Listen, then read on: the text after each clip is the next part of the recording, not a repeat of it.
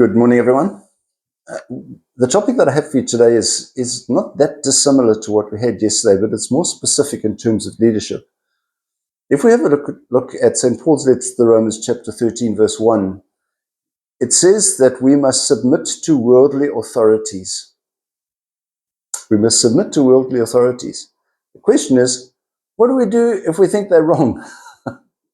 And let's look around us and see that there are so many different world leaders. There are people in politics. There are people in even religions. There are people in workplaces who are leaders and who have different philosophies to ours. So what do? Are we required to follow all of those people? Because we know that what they're doing is not what God wants them to do. How do we actually say, again, as we did yesterday, so you've got to be sensitive to the fact that there are going to be people in the world who have different beliefs to ours. And so therefore, how do you cope with somebody who is a leader who's telling you to do something that goes against your way?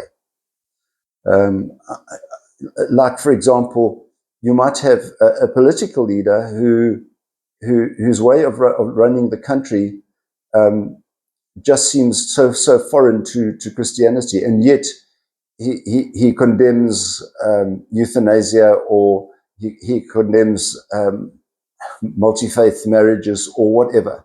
You say, well, okay, that's a good element of what he's saying, but other stuff that he says is not right.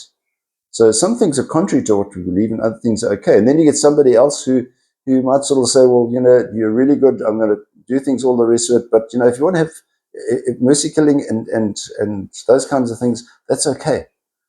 So who do you follow? Well, ultimately, we need to look at the further teachings of Christ, where we are told that world leaders are accountable to God.